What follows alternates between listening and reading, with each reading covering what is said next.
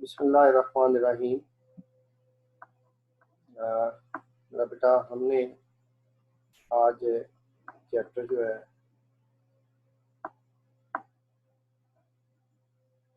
Second, उसका जो अगला टॉपिक है उसकी शुरुआत करनी है।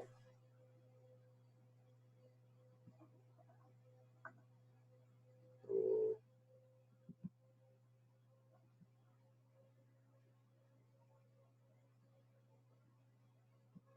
जी,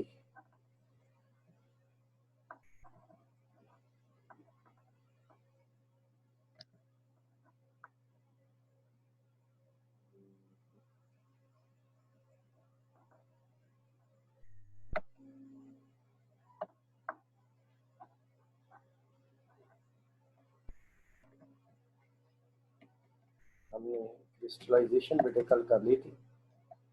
क्रिस्टलाइजेशन से अगला जो हमारा स्टेप है दैट्स सब्लिमेशन। अब सब्लिमेशन है क्या? कुछ सॉलिड्स को जब आप हीट करते हैं तो वो मेल्ट होकर लिक्विड बनते हैं, बल्कि ज़्यादातर सॉलिड जब उन्हें गर्म किया जाए तो वो लिक्विड में कन्वर्ट होते हैं। लेकिन अगर आप नेफ्थलीन आपके घर में इस्तेमाल होती है, अम्मी अलमारियों में, पेटियों में, कैची केसेस में रखती है कि कपड़ों को वो टिड्डी वगैरह जो है वो डिस्ट्रॉय ना करे। तो ये नेफ्थलीन जो होती है, इसकी गोलियां जब रखी जाती है अलमारी में, पेटी में, ट्रंकों में, कैची केसेस में, तो व्हाट हैपन्स, वो कुछ अर्से बाद गायब हो जाती है। बुनियादी तौर पे वो गोलियां कहाँ चली जाती हैं, ये ज़रा गौर फरमाइए। वो बेटे सॉलिड होते हैं और वो डायरेक्ट वेपर बन के उड़ती रहती है। और वो वेपर्स मेरा बेटा, ये आप ये समझ लें कि वो सारे कपड़ों में फैल जाते हैं। तो वहाँ वो जो ये होते हैं फाइलम आर्थ्रोपोडा के एनिमल्स, लाइक टिड्डी वगैरह जो है, मॉथ, ये कपड़ों को डिस्ट्रॉय नहीं करते। तो बेटा, ऐसा फिनोमेना जिसमें सॉलिड को आप हीट करें और वो डायरेक्ट वेपर्स में कन्वर्ट हो जाए विदाउट पासिंग थ्रू लिक्विड, यानी सॉलिड से लिक्विड बने ही ना और वो डायरेक्ट वेपर में कन्वर्ट हो जाए, इस फिनोमेना को हम सब्लिमेशन कहते हैं। अब इन वेपर्स को अगर कूल किया जाए तो ये दोबारा बेटा सॉलिड में कन्वर्ट हो जाएंगे। ठीक है, it will convert back to solid on cooling. Hence ये टेक्निक हम यूज करते हैं फॉर प्योरिफिकेशन ऑफ सब्सटेंसेस। और कौन कौन से सब्सटेंसेस हैं? एक तो मैंने आपको बताया, ये हमारे घरों में इस्तेमाल होने वाली नेफ्थलीन की गोलियां, जिन्हें हम आमतौर पर बेटे फिनाइल की गोलियां कहते हैं। ठीक है, benzoic acid, iodine, ammonium chloride, ये सारी चीजें ये अगर पड़ी हो तो ये पड़ी पड़ी इवेपोरेट होती रहती है, सॉलिड से डायरेक्ट वेपर्स में कन्वर्ट होती रहती है। अगली बात बेटा ये है, to carry out sublimation substance is taken in a watch glass. ये देखिए, ये बेटा वाच ग्लास, ठीक है, जिसके अंदर सब्सटेंस को लिया गया, कवर्ड विद इन्वर्टेड फनल। आप देख रहे हैं ये ऊपर फनल पड़ी हुई है और वो उल्टी है। ठीक है, then the substance is heated slowly over sand bath. इस सब्सटेंस को सैंड बाथ में थोड़ा सा हीट करते हैं। ये ऊपर कॉटन प्लग लगाया जाता है ताकि वेपर्स बाहर ना निकले। तो फिर देखा, जब फनल को ठंडा किया जाता है, ठंडा कैसे करते हैं, इसके बाहर कॉटन लगा देते हैं। ये देखिए, ये बाहर कॉटन लगी हुई है। ठीक है, ये लिखा हुआ है वेट कॉटन। ठीक है, तो वो क्या होता है, वो प्योर सॉलिड डिपॉजिट हो जाता है on the inner side of the funnel. ये जो नेफ्थलीन जो इम्प्योर थी, वो यहाँ अंदर खालिस नेफ्थलीन जो है वो आपके यहाँ पे चिपक जाएगी। ये आपने एक प्रैक्टिकल भी किया था मैट्रिक में, purification of naphthalene by sublimation. ठीक है, तो this is all about sublimation. Sublimation के बाद जो हमारा अगला सेक्शन है,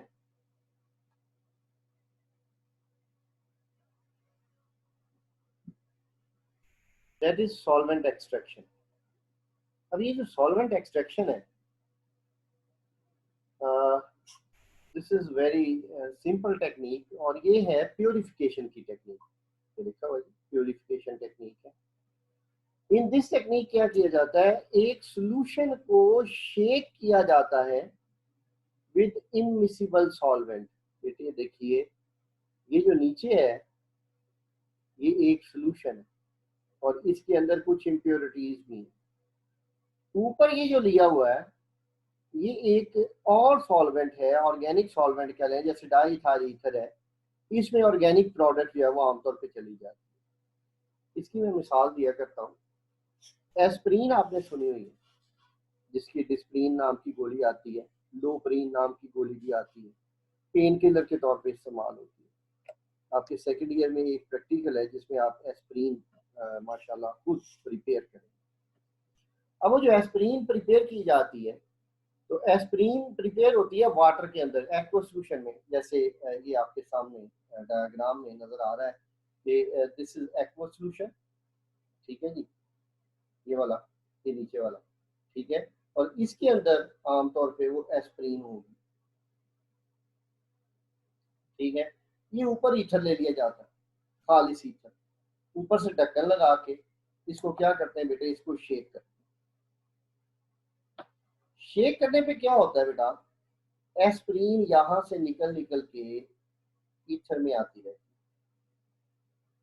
सिर्फ एस्प्रीन जाती है, याद रखिए जो इम्प्योरिटीज हैं वो नहीं जाती, इम्प्योरिटीज नीचे ही रह जाती हैं, इसके अंदर ही लिखा हुआ है, इम्प्योरिटीज इधर ही रह जाती है। अब मान लीजिए अगर आपके पास 10 मोल एस्प्रीन है, आप उसको ईथर और वाटर में सेपरेट कर रहे हैं, ठीक है। ईथर में आप सेपरेट करते हैं तो क्या होता है, ईथर में चले जाते हैं 6 मोल, वाटर में रह जाते हैं 4 मोल। याद रखिए जो दूसरा सॉल्वेंट इस्तेमाल किया जाता है, जैसे यहाँ पे कौन सा यूज किया जा रहा है, डाईइथाइल ईथर। याद रखिए दूसरे सॉल्वेंट के अंदर इम्प्योरिटीज सॉल्युबल नहीं होनी चाहिए। जिस चीज को आपने इम्प्योरिटीज से पाक करना है यानी प्योरीफाई करना है, दूसरे सॉल्वेंट में उसकी सॉल्युबिलिटी ज्यादा होनी चाहिए।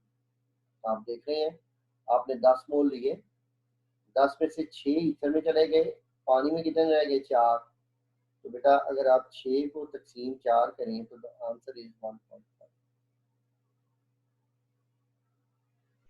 अब क्या किया जाता है बेटा, इसके नीचे लगा देते हैं बीकर। बीकर में पहले ईथर वाली लेयर ले लेते हैं, एक्वस लेयर आ जाएगी, ये पहले आएगी। इसको रिमूव कर दें, नया बीकर लगाएं तो उसमें दोबारा आप एक्वस की बजाय ईथर वाली लेयर ले लें। ईथर वाली लेयर को अलहदा कर लें, ये दिस इज इम्पोर्टेंट। ये ढक्कन खोलें, एक्वस लेयर को दोबारा इसमें डाल दें। अब एक्वस लेयर में कितने मोल है टोटल, ये देखिए 4 मोल। जब आपने 4 मोल इसमें डाले ना और फिर ऊपर से फ्रेश ईथर डाल दिया, तो अब क्या होगा बेटा, अब 2.4 मोल आ जाएंगे ईथर में और 1.6 मोल रह जाएंगे वाटर। फिर सेपरेट कर लें, पहले ईथर की लेयर में कितने मोल आगे हुए थे, पहले ईथर की लेयर में 6 मोल आगे हुए थे। आप दूसरी लेयर भी स्पीकर में डाल दें तो 6 और जो है 2.4 और आगे, तो कितने हो गए बेटा, ये आपके पास हो गए 8.4 मोल, ठीक है। अब वाटर में कितने रह गए, 1.6। अब जरा गौर कीजिए, 2.4 को 1.6 पे डिवाइड कीजिए, जो आप फिर 1.5 आए। इसका मतलब ये हो गया कि जब भी आप एक ही सॉल्वेंट एक्सट्रैक्शन के लिए डालेंगे और उसको शेक करेंगे, तो हमेशा जो कंसंट्रेशन है यानी मोल्स की जो तादाद है वो ऊपर वाली लेयर में और नीचे वाली लेयर में उनके दरमियान जो रेशो होगी that will always be a constant, ठीक है। ये अगले पेज पे जब हम जाएंगे तो वहां पे आपको ये चीज वाज़ेह तौर पे नजर आएगी। मुझे जरा ईथर एक्सट्रैक्शन की जरा बात कर लेने दीजिए कि ईथर एक्सट्रैक्शन कैसे की जाती है। मैंने आपको एस्प्रीन की मिसाल लेके ये समझाया है कि एक मैंने फर्जी केस आपके सामने रखा है। तो ether extraction is used to separate product of organic synthesis from water. जैसे हमने जो प्रोडक्ट पकड़ी है, हमने पकड़ी थी aspirin, the aqueous layer containing organic compound हमने कौन सा लिया हुआ है, aspirin, is shaken together with ether के साथ उसको शेक किया in a separating funnel and allowed to stand, और उसको सेपरेट होने के लिए छोड़ दिया थोड़ी देर के लिए। इनऑर्गेनिक इम्प्योरिटीज मैंने पहले भी कहा था, वो कहाँ रह जाएंगी, वो पानी में रह जाएंगी, remains in aqueous layer.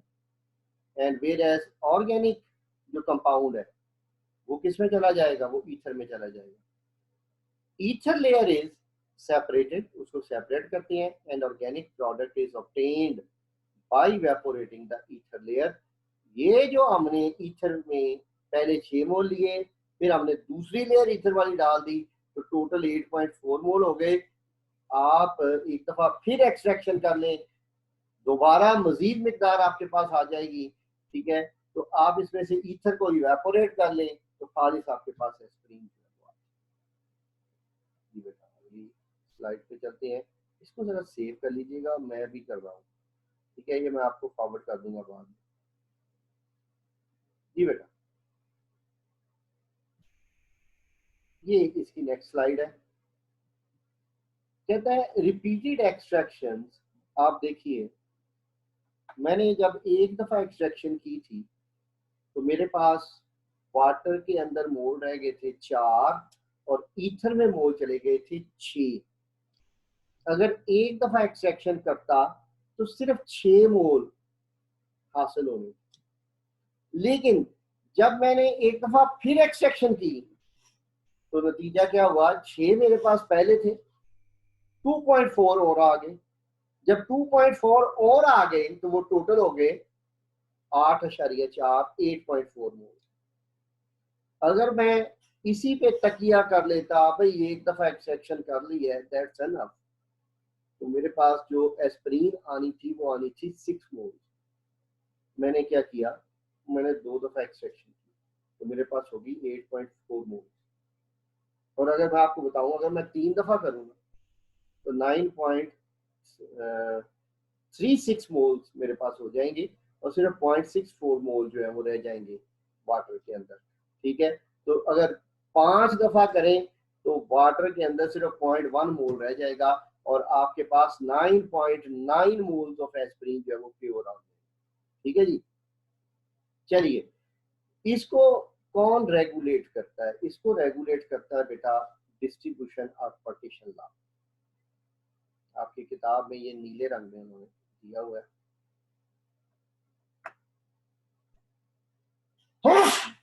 Sorry,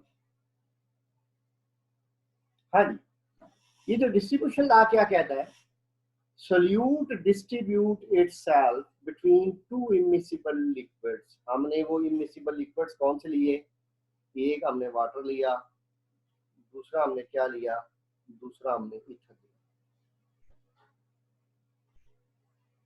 कहता है इन कांस्टेंट रेशियो। बेटा जरा तवज्जो फरमाइए,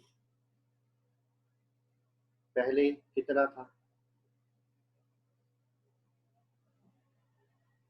6 मोल, दूसरी दफा कितना आया, 4 मोल, दूसरी दफा वाटर में रह गया 4 मोल, दूसरी दफा कितना आया 2.4 मोल्स, और वाटर में कितना रह गया 1.6 मोल। अगर आप तीसरी दफा करते हैं तो दिस इज इंटरेस्टिंग, 0.96 मोल्स आ जाएंगे ईथर में और 0.64 मोल्स रह जाएंगे वाटर। अब आप जरा गौर कीजिए, इन तमाम को जब डिवाइड करते हैं तो आंसर इज 1.5।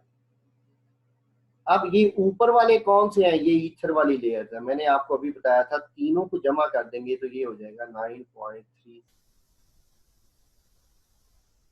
और पानी में आखिरी दफा जो रह गया लास्ट टाइम वो सिर्फ यही, ठीक है। मैंने आपसे कहा था कि अगर 5 दफा करें, ये हमने 3 दफा किया है, अगर 5 दफा करें तो पानी में सिर्फ 0.1 मोल रह जाना है, और 9.88 मोल जो है वो तकरीबन वो प्योरीफाई हो जाते हैं। अब बात समझाने की ये है कि ये ऊपर जरा गौर फरमाइए, ऊपर ईथर में 6 मोल, पानी में 4 मोल, फिर दूसरी दफा ईथर में 2.4 मोल, पानी में 1.6 मोल, बेटा तीसरी दफा 0.96 मोल और 0.64 मोल, इनके दरमियान रेशो हमेशा वो कांस्टेंट है and that is 1.5। Initial amount जो मर्जी हो, यहां जब आपने पहली दफा किया था तो आपको याद होना चाहिए इनिशियल अमाउंट थी 10 मोल।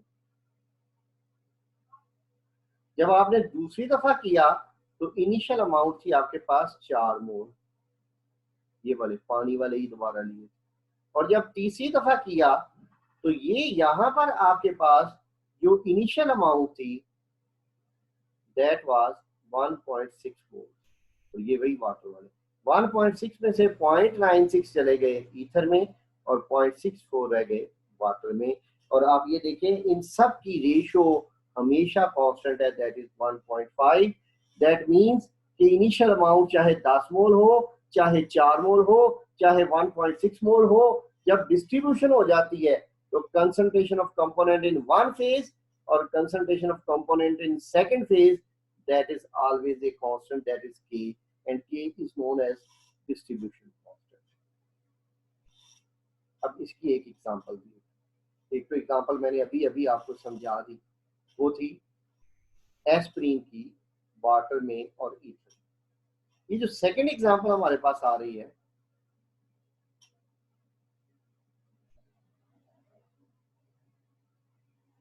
रेयान, हेलो रेयान साहब, आपकी आवाज नहीं बेटे आ रही,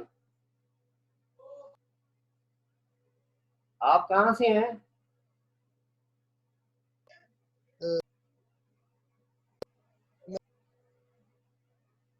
अनम्यूट करें अपने आप को। जी जी सर। आप कहां से हैं? जी वो महमूद अंकल मेरे फुप्पा जी हैं, मैं उनका वो भतीजा हूँ। अच्छा अच्छा अच्छा अच्छा, ठीक हो गया ठीक हो गया। चूनिया से? नहीं नहीं, हाँ, लाहौर, वो लाहौर से, वो कामरान भट्टी का बेटा। अच्छा अच्छा अच्छा अच्छा अच्छा अच्छा अच्छा, ठीक हो गया, ओके बेटे okay, carry on carry on, ठीक हो गया। एनी बाकी लोग भी जरा कोई अगर आपको तंगी हो तो वो मुझसे पूछ लीजिएगा, बात को आगे लेके चल रहे हैं। जी बेटा, एग्जाम्पल अब हमारे पास क्या है? अब एग्जाम्पल है, उन्होंने कहा आयोडीन को आपने दो इमिसिबल सॉल्वेंट्स में डिस्ट्रीब्यूट करना है, एक वाटर में और वाटर में करना है in presence of potassium iodide, और दूसरा है कार्बन टेट्राक्लोराइड। बेटा आयोडीन, ये जरा तवज्जो फरमाइए, दिस इज आयोडीन। ये पानी में आपने पोटेशियम आयोडाइड डाला, ये आयोडाइड के साथ रिएक्शन करके ये I3 बन जाता है, मैं गलती से I2 लिख बैठा हूँ, I3 negative, that is try iodide ion aqueous phase में, ठीक है। और ये वाटर में सॉल्युबल है। ये जो आयोडीन है I2, ये कार्बन टेट्राक्लोराइड में सॉल्युबल है। हमारे पास पहले ये है पानी वाला सोल्यूशन नंबर 1, और इसका कलर है ब्राउन। इसको आप उसी तरह की सेपरेटिंग फनल में डाल देते हैं और उसके ऊपर से आप डालते हैं कार्बन टेट्राक्लोराइड, ठीक है। जब कार्बन टेट्राक्लोराइड डालते हैं बेटा तो उसको शेक करना शुरू करते हैं, तो व्हाट हैपेंस बेटा, जो ट्राई आयोडाइड आयन है वो वाटर में से निकल निकल के किस में चला जाएगा? ट्राई आयोडाइड आयन ही जाएगा, उसमें से I2 निकल निकल के जो है वो ऊपर कार्बन टेट्राक्लोराइड की लेयर में चला जाएगा, और कार्बन टेट्राक्लोराइड का कलर आहिस्ता आहिस्ता पर्पल होना शुरू हो जाएगा, और ये ब्राउन कलर जो है ये फेड होना शुरू हो जाएगा, और इसके अंदर जो आयोडीन का कलर है दैट इज पर्पल, और ये वक्त के साथ साथ इंटेंस होता जाएगा। इंटेंस से मुराद ये है मतलब है कि गहरा होता चला जाएगा। At this point, the rate at which iodine passes from carbon tetrachloride to water is equal to the rate at which passes from iodine passes from water to carbon tetrachloride। इन दोनों के दरमियान एक्विलिब्रियम होता है। जिस रफ्तार से ये आगे को जा रहा होता है उसी रफ्तार से ये बेटे पीछे को आ रहा होता है, ठीक है। बात को आगे लेके चलते हैं। अच्छा, यहाँ वो क्या कह रहा है, कहता है if we add carbon tetrachloride, ये वाला, to an aqueous solution of iodine, triiodine, तो आयोडीन विल ट्रांसफर, ठीक है, to carbon tetrachloride from aqueous layer, as a result वही बात कह मेरी रहा है, ब्राउन बात कलर। मुझे समझ में नहीं आई जी बेटा, सर, पिछली बात समझ में नहीं आई मुझे ये। मैं ये डायग्राम बना के समझा रहा हूँ। दिस इज सेपरेटिंग फनल, ये पहले इसमें ब्राउन कलर वाला सोल्यूशन है, इस वाला ट्राई आयोडाइन वाला, फिर ऊपर आप डाल देते हैं कार्बन टेट्राक्लोराइड, नीचे वाटर वाला सोल्यूशन। निचले वाले का कलर है ब्राउन इसका, और ऊपर जो कलर है वो अभी फीका है, अभी वो वाटर है, अभी कोई कलर नहीं है। ऊपर आप ढक्कन लगा के यहाँ पे इसको अच्छी तरह शेक करें। जब शेक करेंगे तो व्हाट विल हैपन बेटा, यहाँ से आयोडीन ऊपर मूव करना शुरू कर,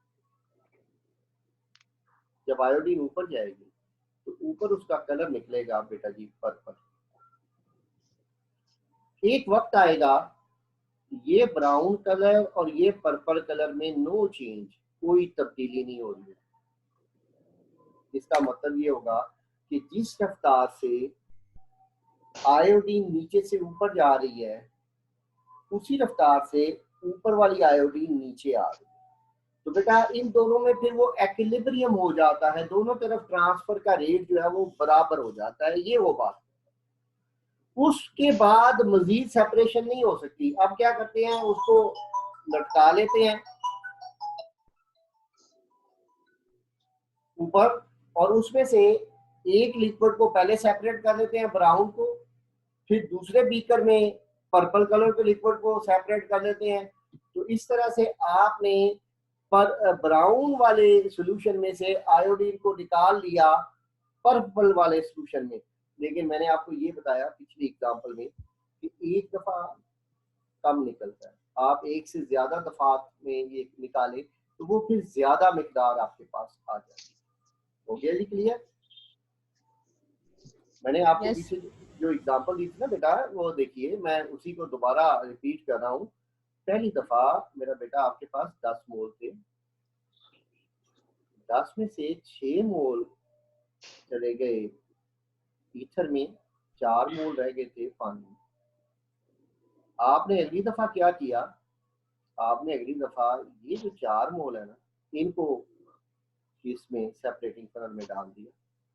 2.4 मोल ईथर में चले गए नई लेयर में, और 1.6 मोल रह गए वाटर में। ऊपर वाले ईथर वाले जमा होते जाएंगे। अब आपके पास सिर्फ और सिर्फ रह गए हैं 2.4 मोल। कौन से वाले? सॉरी 1.6 मोल रह गए हैं वाटर में। ये जो 1.6 मोल है ना, इनको दोबारा फनल में डालें, ऊपर आ जाएंगे 0.96 मोल ईथर में, और नीचे रह जाएंगे ओनली 0.64 मोल। ठीक है, ये जो 0.64 मोल्स हैं ये रह गए हैं वाटर में आखिरी तीसरी दफा। पहली दफा 4 मोल थे, दूसरी दफा 1.6 थे, तीसरी दफा पानी में सिर्फ 3 मोल रह गए हैं।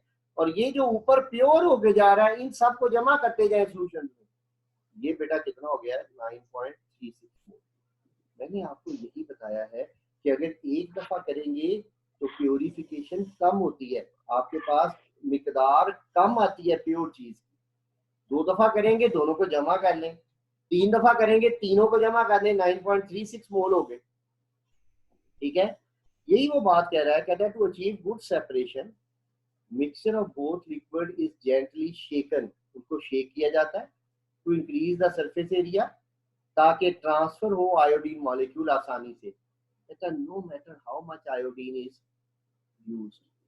देखिए यहाँ पहले 10 मोल लिए थे, 6 और 4 अलहदा हुए, फिर 4 मोल लिए थे ये, तो 2.4 और 1.6 हुए, फिर कितने लिए थे? 1.6 मोल। ठीक है, वो आपके सामने इस तरह से अलहदा हुए। वो कहता है इनिशियल अमाउंट जितनी मर्जी हो, चाहे ये हो चाहे ये हो चाहे ये हो, ठीक है, जो रेशियो है, यही बात है, the ratio of the final concentration is always a constant, और वो किसके तहत होता है? डिस्ट्रीब्यूशन लॉ के तहत। और ये जो के है this is called distribution constant. ये इन्होंने बताया हुआ आयोडीन इन कार्बन टेट्राक्लोराइड और आयोडीन इन एक्वस सॉल्यूशन। तो मैंने आपको आयोडीन की बजाय ये एक फर्जी मिसाल दी और वो मैंने आपको दी थी एस्प्रीन। ठीक है जी, जी मेरा बेटा। जी सर क्लियर है। ये मैं आपको स्लाइड्स भी भेज दूंगा, वीडियो आपके पास अवेलेबल है। ठीक है, अगर कोई दिक्कत हो कल आप पहले ये पूछेंगे और फिर मेरा बेटा आगे चलेंगे। ठीक है जी। रेहान बेटे आज आपका पहला दिन था मेरे ख्याल में केमिस्ट्री में, या टोटल ही पहला दिन है? पहला दिन था सर। हाँ, तो बेटे अभी आपको इसमें दिक्कत होगी। मंडे से वो जो हमने पीछे से सिलसिला शुरू किया था, जो पहला चैप्टर के हमारे जो टॉपिक्स कुछ रहते भी हैं बहुत सारे बच्चों के, वो मैं वहाँ से दोबारा शुरू करूँगा। और रेहान वो वीडियोस उसकी अवेलेबल है, आपको वेबसाइट का एड्रेस आमना से ले लेना, तो वहाँ से आप लेक्चर 1 ऑफ चैप्टर 1 और लेक्चर 2 ऑफ चैप्टर 1, ठीक है, ये आप वहाँ से एक दफ़ा देख लेना। अगर कोई दिक्कत हुई तो वो हम डिस्कस कर लेंगे। कमल बेटे आप भी, तो परसों हम लेक्चर 3 से शुरुआत करेंगे, इजाफी एक पीरियड लगा के ऑफ चैप्टर 1। ठीक हो गया जी, thank you very much. Maimoona आप भी बेटे जरा परसों थोड़ा सा इजाफी टाइम रखिएगा। Okay sir. मुझे न्यूमेरिकल्स में थोड़ा मसला हो रहा है प्रैक्टिस करते हुए, तो मैं भी दोबारा ले लूं? हाँ जी, एनीबॉडी जी, कोई भी दोबारा वो वाला लेक्चर आप लेना चाहें कोई मसला नहीं। ठीक सर उसकी टाइमिंग क्या है? वो टाइमिंग हम इसके बाद रखेंगे, मतलब आप ये समझे कि जब हम इस क्लास को वाइंड अप करेंगे इसके 10 मिनट बाद जो है वो दोबारा एक दफा फिर क्लास उसकी लगा लेंगे। ठीक हो गया जी? Okay sir. ओके मेरा बेटा, अल्लाह हाफिज। अल्लाह हाफिज सर।